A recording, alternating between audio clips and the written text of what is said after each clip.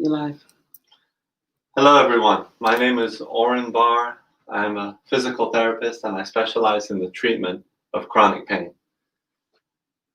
I want to do a series of videos to explain about pain and also to dispel some of the myths about pain because they are not helpful for overcoming it. One of the biggest myths is that pain is created in the body somewhere.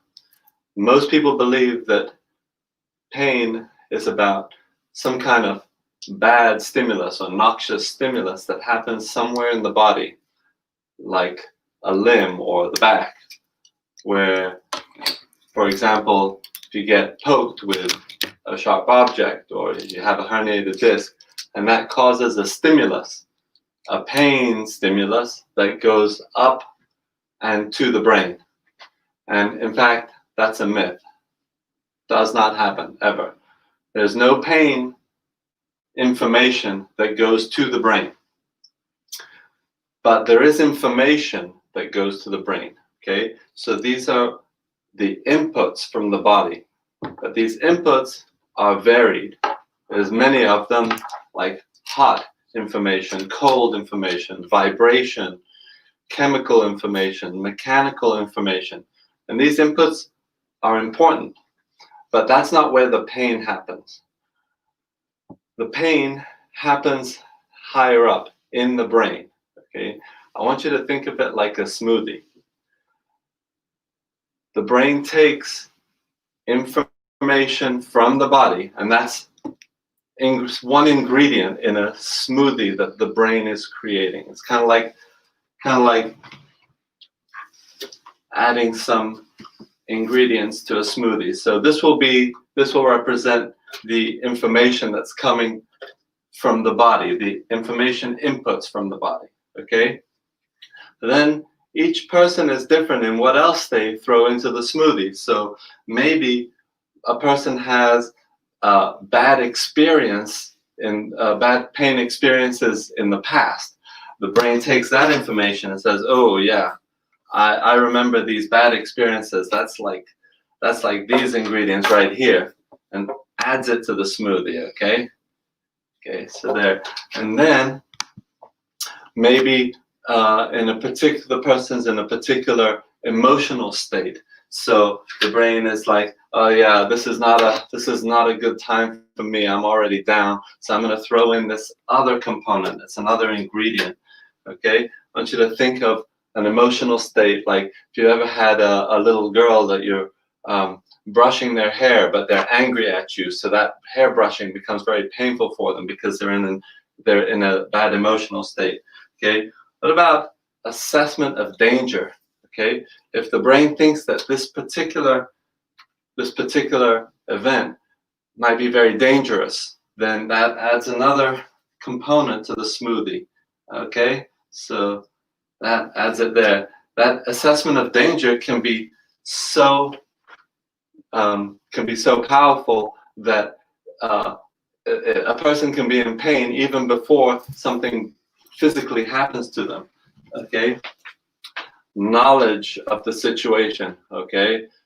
Our knowledge about a particular situation can add another component. But also lack of knowledge. Okay. Like if the unknown and the fear of the unknown, that can add yet another component to the smoothie.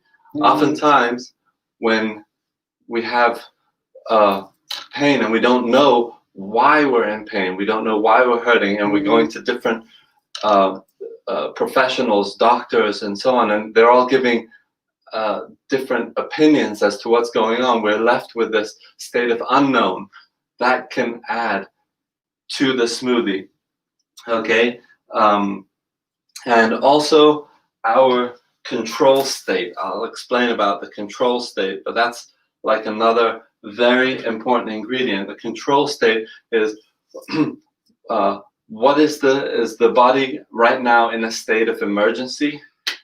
In that case, it might be blocking out certain signals. Is the body in a normal state? Is it in a relaxed state?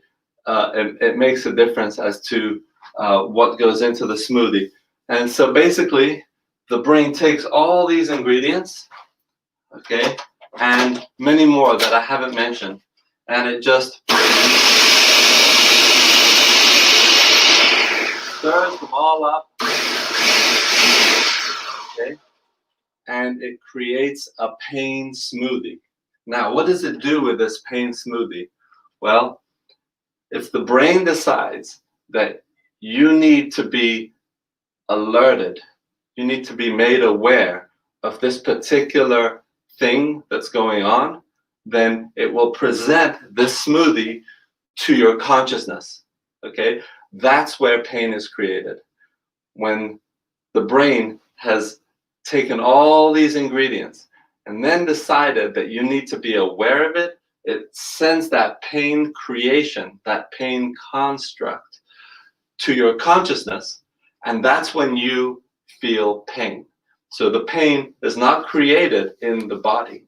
The pain is created in the brain with all these ingredients, and each person creates their own smoothie, their own pain smoothie.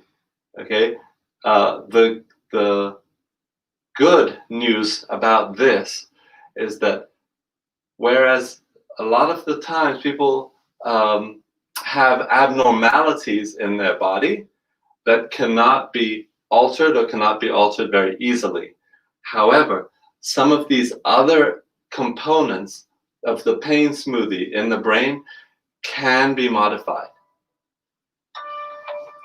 Okay, so this is what I do. I alter the way that the brain is creating your pain experience. Sometimes you only need to add a little bit more of one ingredient and a little bit less of another, and it becomes a pleasant smoothie.